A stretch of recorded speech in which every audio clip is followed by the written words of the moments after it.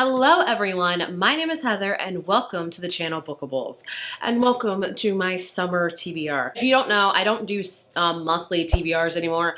I used to do them many years ago. I do write a monthly TBR for myself and I just don't film them.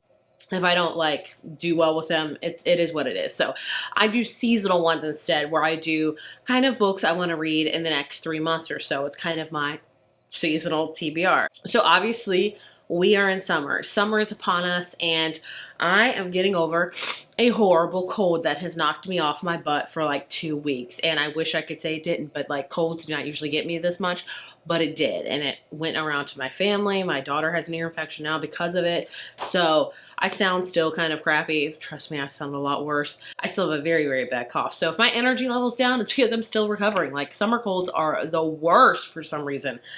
I don't know. So I'm off of my A game with reading, but either way, hopefully this will kind of set me in the mood for books I want to read in the next 3 months. So I'm talking about this is going to be my June, July, and August TBR books I am really looking forward to. New releases I want to read and backlist. I did do a whole thing at the beginning of the year of 25 books I want to read in 2025. And I started off strong and I have just, it's done. Like I don't have really any desire with it. I've just kind of lost my appeal for it. So I do have some backlist books on this TBR, but none from that list. So it happens. Dreams are shattered. We digress, you know? Anyway, I promise I'm not trying to be a Debbie Downer. I just still kind of feel like crap. Let's get on to all of the books I'm hoping to read this summer. So starting off with new releases, first I should have, it's like freaking June 10th for me filming this, and I should have already been finished with this book, but as soon as the book came out, like around that time is when I got sick and I could not read it. So Atmosphere by Taylor Jenkins Reid is still in my TBR. We'll for sure be reading it this month. 1980s space, you get the gist. Very, very, very excited for it. Some other ones I have, With a Vengeance by Riley Sager, which I thought was coming out in July, but I think it's coming out this month. The publisher sent me a finished copy, which is awesome. This is kind of like a Murder in the Orient Express type of thing with Agatha Christie, so very excited for that one. One I am actually just finishing, and that is Till Summer Do Us Part by Megan Quinn. This is her newest release, and it's my favorite of hers so far. I've read like 3 or 4 of her books, and I like them, I don't love them. Whew! Obsessed with this one. It's super cute. Summer camp vibes, fake dating kind of marriage thing. Loved it. Great summer read. Never Been Shipped by Alicia Thompson. This is about a band that kind of reunites on a cruise ship and has to play. The reviews on this have not been the best, but I'm still hoping to read it and hoping to enjoy it. So that's a new release. Another one is Sounds Like Love by Ashley Poston is her newest one this month.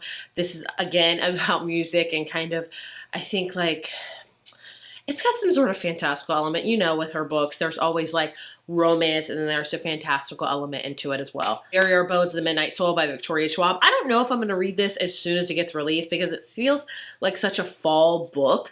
I might save it for fall. I don't know. I want to attempt to start reading it in summer, but summertime, I don't read a ton of fantasy novels. I'm usually very much into thrillers and romances because that's just the vibe I can read in the summer. You know, school's out, things like that, so I don't have a lot of time to go really deep into some fantasy novels, so I try to keep it pretty lighthearted and easy reads with thrillers and, you know, romances.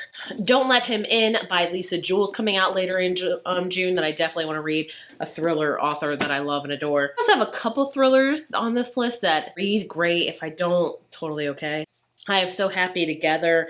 I have Smile for the Cameras. This one's kind of like a horror one. I forget another one too. What's another one? That's some thriller ones that I really want to read. I like reading thrillers in the summer because it stays later. It stays light out later, so I don't get as scared as much. I know that's so freaking cheesy and lame, but that is me 100%. Also, Party of Liars by Kelsey Cox. That just got approved for on NetGalley. This one comes out in July. It's a lavish Texas Sweet 16 turns deadly. So that's an interesting one. I also How to Survive a Horror Stories one I'm really interested in. Like, there's a lot of really good thrillers I'm hoping to read this month. We'll have to see. Moving into July, there's quite a few in July that I'm very excited for that are new. A Witch's Guide to Magical Innkeeping by Samuel Medana is finally coming out. Cozy innkeeping, you get the vibes, just like The Enchanted Greenhouse by Sarah Beth Durst. This one's going to be more about flowers and stuff like that. And if you don't know, I'm a flower person, so I'm very excited for that one as well. We also have a new Sherry LaPena book. I always call her books popcorn thrillers. None of them are my favorites, but I always read them because they're just quick and easy and just popcorn thrillers. She didn't see it coming. I don't know anything about this book. Not one single thing. Moving on, Friends to Lovers by Sally Blakely. This cover caught my eye on NetGalley, and it looks so summery and beachy and cute, and I was like, yes, yes, please. I believe this is a debut novel, if I'm not mistaken. We have a new Geneva Rose book coming out called The Girl I Was. This is like kind of sci-fi time travel kind of so I'm interested in that one. Also, Not Quite Dead Yet is Holly Jackson's foray into adult thrillers. She wrote the Good Girl Guide to Murder series, which I love and adore. Still haven't read the third one. I know. But I do want to read her adult one. Then in August, there's not that many. I have The Blonde Who Came In From the Cold by Allie Carter. This is a sequel to The Blonde Identity, which I love. Such an underrated, fun spy novel. And then we have Zom Rom-Com by Olivia Dade. This is about a human and a vampire teaming up together in a zombie apocalypse. And need I say more? I'm Too Old for This by Samantha Downing. She is a thriller author that I've read all of her books. I don't love them. My Lovely Wife is one of my favorite thrillers, but other than that, like I haven't found ones that I really connect towards. But this is about a retired serial killer that's getting back in the game. So I believe those are all of my new releases that I would like to get to this summer. Now, backlist books, I do have some. There are some that came out this year that I haven't read yet. Saltwater by Katie Hayes. This is a thriller set in Capri, Italy. It's perfect summer thriller. I would love to get to that. Also, I would still really much like to get to This Could Be Us by Kennedy Ryan because her newest one just came out, and I really need to read a Kennedy Ryan book. What's wrong with me? I don't know. I ask myself that every day of the week. Of course, we have Ellen Hildebrand. I like to read her books. I've read 2 of her books, so I want to read another one of her books. I don't know which one to read next.